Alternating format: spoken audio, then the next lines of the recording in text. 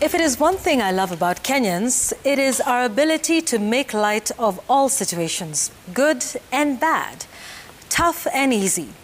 And to the troops on Twitter, known as KOT or Kenyans on Twitter, you remain undefeated in your ability to create memes that make us laugh in spite of the tough times.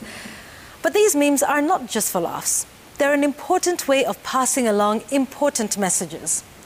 And so this week, it's been all about the Kenya Revenue Authority.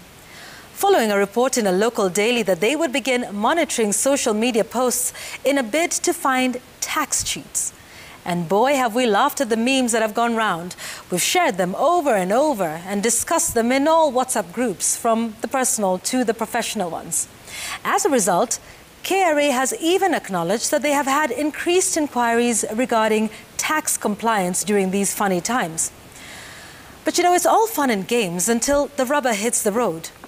What these memes depict is actually a rather interesting relationship between the tax collector and the taxpayer. One of fear, intimidation, akin to a teacher or a parent wielding a big stick to anyone on the unwarranted assumption that they may be cheating the government of what is rightfully theirs. In this case, art is a reflection of real life.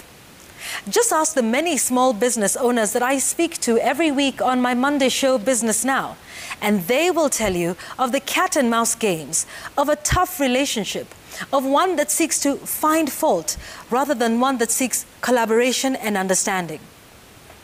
Now, don't get me wrong. I do not expect KRA and taxpayers to be buddy-buddy. It's not a romance. But what this brings to mind is that the tax policy needs to change in this country. The taxman is often seen as punitive. Take, for instance, the recent row over minimum tax, which many had complained was not taxing profit, but rather taxing capital investment, something that many said would effectively kill small businesses and startups. Here's another example, a row between KRA and Mount Kenya Breweries Limited, where KRA shut down their operations over allegations that their beer bottles had over 16,000 fake excise duty stamps. Now, a court ruling by Justice Weldon Korir on this was rather stinging. He ruled that KRA needed not shut down the entire operations of the business, arguing that KRA indeed had the obligation to collect taxes and the company had the obligation to pay taxes, but that shutting down the entire operations of the company was not helpful. This is what he said, and I quote, "When KRA proceeds to kill businesses in the guise of collecting taxes, it becomes an undertaker and will itself eventually die, since its survival depends on the existence of income-generating businesses from which it can collect taxes." End of quote. Now, there are many stories like this one, of heavy-handed methods to collect taxes, of alleged extortion, threats, and even intimidation. Just ask those in the water business and they will tell you of how they're being taxed to death and are about to start to feel the pinch again with the new adjustments being made to excise duty on their products. What of young tech startups who move their operations to other countries where the tax regime is more friendly? And how about the people who choose to do their business online and are then followed there to pay digital taxes?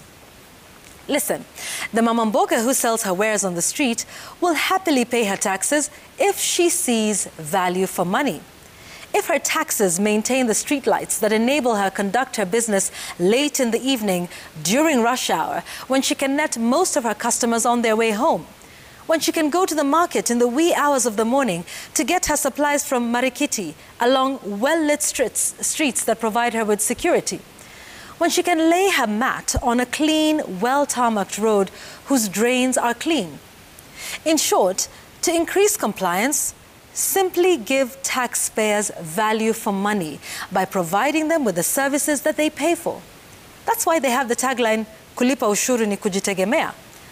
But is that really the case now? Well, what we need in this country is to make tax easy to understand, easy to pay, easy to comply with. Otherwise, this excitement generated on social media recently will soon restore to factory settings of hiding one's true earnings and avoiding taxes, and the never-ending quest to to widen the tax bracket. That's my take tonight.